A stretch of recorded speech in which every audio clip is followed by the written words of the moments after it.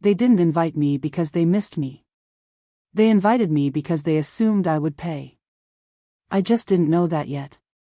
3 days before Belmont's, my phone rang at 9:17 p.m. My mother rarely calls at night. Over the years, we had developed a rhythm, monthly check-ins, safe conversations, careful distance dressed up as maturity. So when her name lit up my screen, I felt something shift. There was laughter in the background when I answered. Glasses clinking. Music. It sounded like a gathering. "Oh, sweetheart," she said warmly, "we were just talking about you." We. That meant Lucas. And Brittany. She invited me to dinner Friday night. Belmont's. Belmont's wasn't casual. It was the kind of restaurant people use to announce engagements or close million-dollar deals. Reservations were difficult. The lighting flattering. The wine list intimidating. "A family dinner," she said. "Like old times." Old times were rarely kind to me. When I was 8, I won first place at the science fair. I built the project alone. My father shook my hand and told me, "Good job." That same week, Lucas passed algebra, and there was cake. Applause. Photographs. I learned early that achievement and attention were not the same currency in our home. But still, when she said everyone missed me, some quiet part of me hoped maybe things had shifted. I told her I'd come. After we hung up, I sat alone in my office overlooking the city skyline, the very skyline I once stared at from a cramped apartment while eating ramen at midnight. My company's logo was etched into the glass behind me. I had built something solid. Something real. And yet one invitation was enough to make me feel like I was still asking for permission to belong. Belmont's glowed against the night like it was carved from gold. Chandeliers hung low and warm. Marble floors reflected the amber light. The kind of place where even silence feels expensive. Through the glass doors, I saw them before they saw me. Lucas laughing loudly. Brittany leaning in close. My mother nodding along, smiling in that careful way she has when she doesn't want to upset anyone. The maitre d' asked for my name, but before I could answer, my mother's voice carried across the dining room. "Oh. There she is." Heads turned. It wasn't a welcome. It felt like an announcement. They had secured the best table in the room, a panoramic view of the downtown skyline. White linens. Crystal glasses. Polished silverware. And immediately, I noticed something missing. There was no chair for me. Lucas leaned back comfortably, one arm draped over his seat, a glass of something amber and expensive in his hand. He looked up at me with that familiar half-smile. "This table's for family," he said lightly. Brittany laughed too quickly. "He's joking." He wasn't. I didn't argue. I dragged a chair from another table myself and positioned it between them. The sound of the legs scraping against marble cut through the soft piano music. No one apologized. "You're late," my mother said without meeting my eyes. I had arrived early. I simply replied, "Traffic." The truth was I'd sat in my car for 20 minutes, debating whether I still wanted to keep proving I could show up for people who rarely showed up for me. As menus opened, I began to observe. Lucas wore a new Rolex. Brittany's bracelet glittered under the chandelier. Her purse was placed carefully so the designer logo faced outward. They looked polished. But not relaxed. Lucas checked his phone often. Brittany overlaughed at small comments. My mother kept smoothing her napkin as if it needed correction. When the waiter arrived, Lucas ordered the Wagyu ribeye and a 2015 Bordeaux without glancing at the price. Brittany added lobster and champagne to celebrate. Celebrate what? No one clarified. I ordered coffee. Lucas smirked. Still living that startup life? My company had expanded into multiple states by then. We were negotiating European contracts. But to Lucas, it was still my little company. Minimizing me had always been easier than acknowledging me. For 2 hours, conversation flowed around me. Luxury vacations. Real estate frustrations. The market being unfair. How expensive everything had become. Each time I tried to speak about anything meaningful, Lucas gently redirected the topic or raised his voice just enough to overshadow mine. "Nobody wants to talk about work at dinner, Rachel," he said once, waving dismissively. Work was the reason I could afford to be there. Work was the reason they suddenly remembered I existed. And slowly, something became clear. This wasn't about reconnection. This was positioning. For years ago, I packed my childhood bedroom into cardboard boxes. My father stood in the doorway while I taped the last one shut. "This business idea is a phase," he said calmly. "You'll be back when reality sets in." Lucas leaned against the wall, arms crossed. "See you at Thanksgiving." Reality did set in. It looked like a one-bedroom apartment so small my kitchen table doubled as my office. It looked like 18-hour workdays. It looked like learning accounting software from YouTube tutorials at 2 in the morning. It looked like rejection emails. Power bills that made my stomach drop. Friends who stopped inviting me out because I always declined. Once, I cried in a laundromat. Not because I was broke, but because I was terrified I might prove them right. But something else happened during those years. I stopped waiting for validation. The first time a client wired my company $10,000, I stared at the number in disbelief. Not because it was a fortune, but because it was proof. Proof that belief could compound. Client by client, contract by contract, I built Rudy & Corp from nothing. When we signed our first six-figure deal, I considered calling home. I wanted to hear pride in my father's voice. I wanted to hear Lucas surprised. Instead, I opened champagne with my 2 employees in our tiny office and toasted to self-trust. Belmont's wasn't the first time I'd sat at a table where I wasn't fully welcomed. But it was the first time I didn't need their approval to stay seated.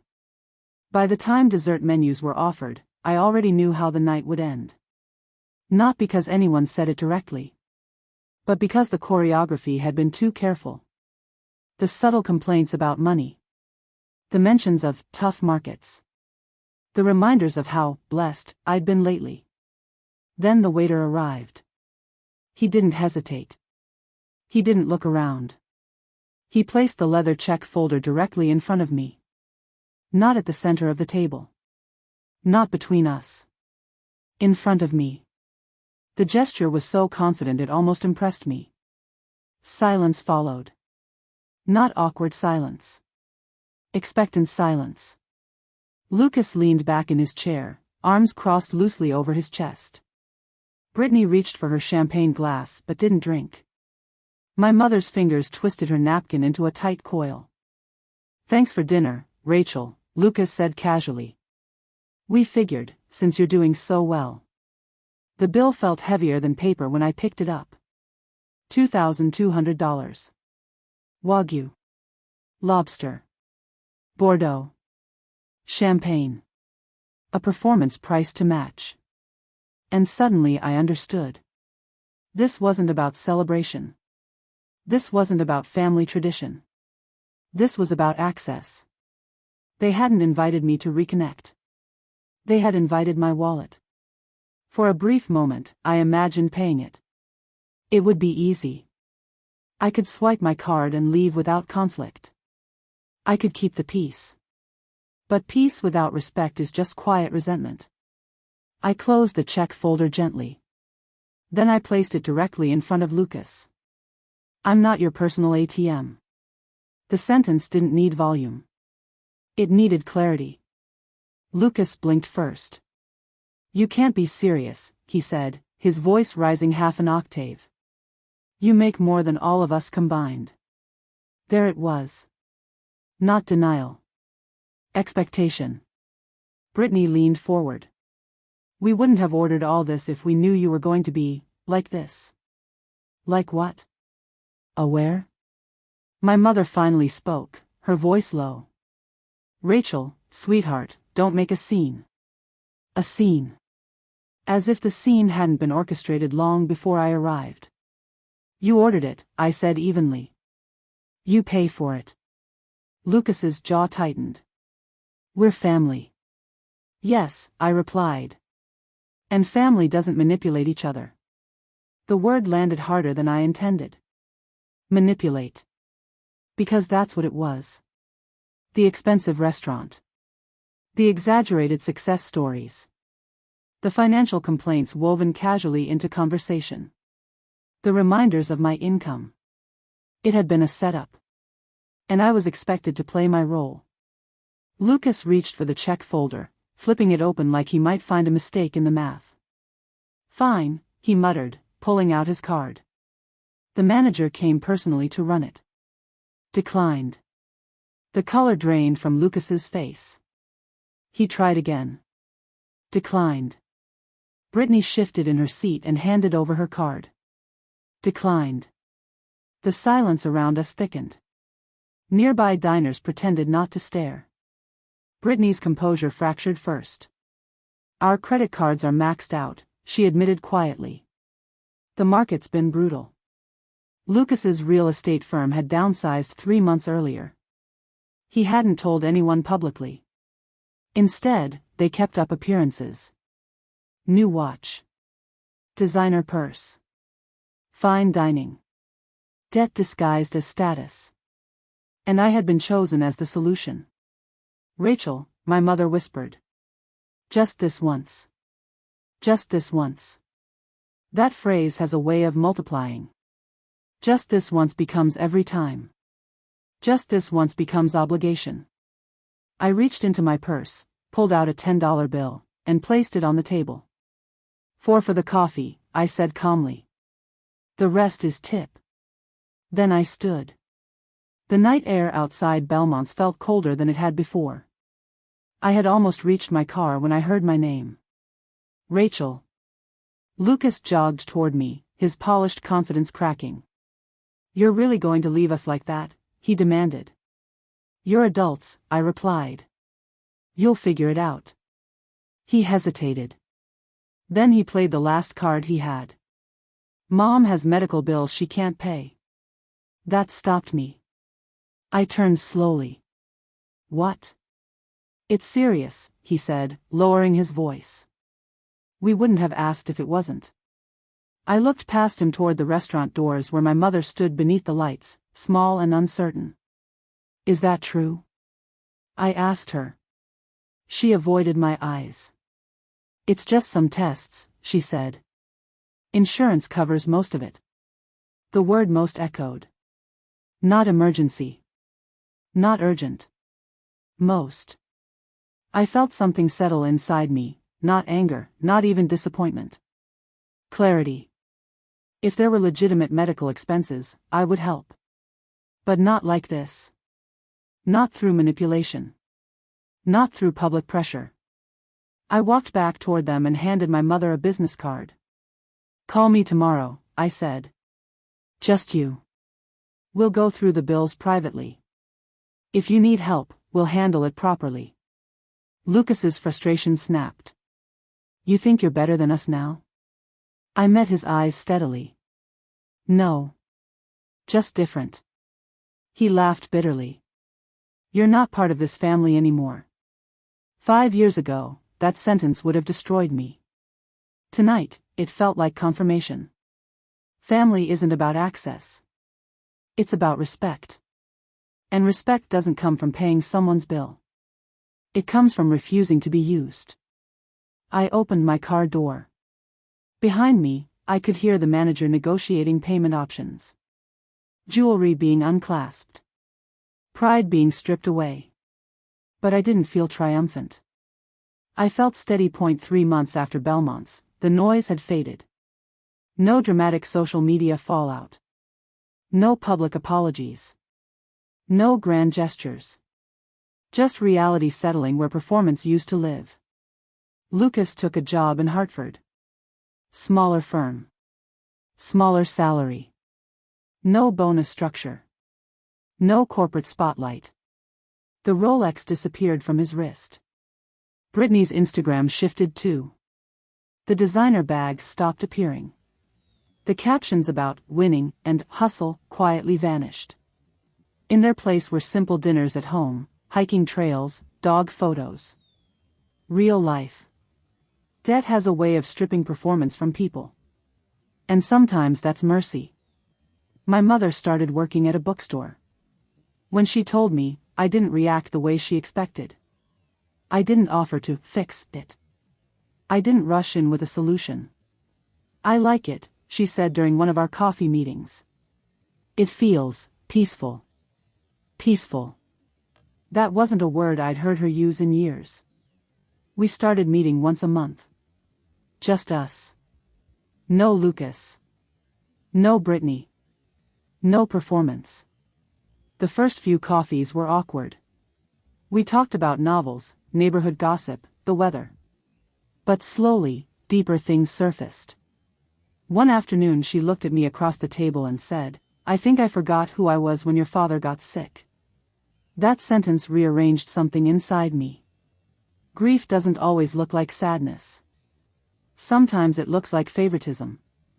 Sometimes it looks like clinging to the easier child. Sometimes it looks like ignoring the one who doesn't demand attention. She hadn't chosen Lucas because he was better. She had chosen him because he was louder. And loud is easier when you're drowning quietly. For the first time, I saw her not as the architect of my exclusion, but as a woman who had been surviving badly. That didn't excuse it. But it explained it. My office feels different these days. Not because the skyline changed. But because I did. Belmont's taught me something more valuable than any contract I've signed. Boundaries don't destroy relationships. They reveal which ones were real. My company expanded into Europe 2 months after that dinner. We hired 3 new team members. I gave Diane equity. Miguel now leads strategy. Sarah runs operations with a calm confidence that reminds me of who I used to be when no one was watching. One afternoon, a new intern named Chloe stayed late. She hovered near my office door before knocking. "I just wanted to say," she said nervously, "watching you build this, it makes me think maybe I can too." For a second, I was back in that laundromat 4 years ago. Terrified. Alone. Uncertain. No one had said that to me.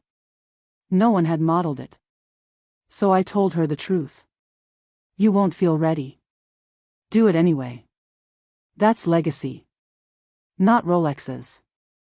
Not Wagyu dinners. Access isn't power. Self-trust is." A few weeks ago, my mother stumbled on a rocky patch during one of our shoreline walks. Instinctively, I offered my arm. She took it. Not because she expected it. But because she trusted it. There's a difference. We walk slowly now. We talk about books. About small things. About the bookstore customers who linger too long. She hasn't asked for money again. I haven't offered. And somehow, that makes our connection stronger. Lucas called once. Brief conversation. No hostility. No apology either. Just neutral ground. He sounded different. Quieter. Humility has a way of sanding down arrogance. I don't know what our relationship will look like long term. But I know this. I no longer need his approval to feel successful. And I no longer need their validation to feel like I belong. That night at Belmont's, when the bill landed in front of me, I thought it was about money. It wasn't. It was about identity. For most of my life, I tried to earn my place at their table. That night, I realized something. I had built my own. And it didn't require anyone to shrink. Because family isn't about who feels entitled to your success. It's about who respects the person you became while building it. If you've ever had to draw a line with someone you love. If you've ever chosen self-respect over comfort. You already know.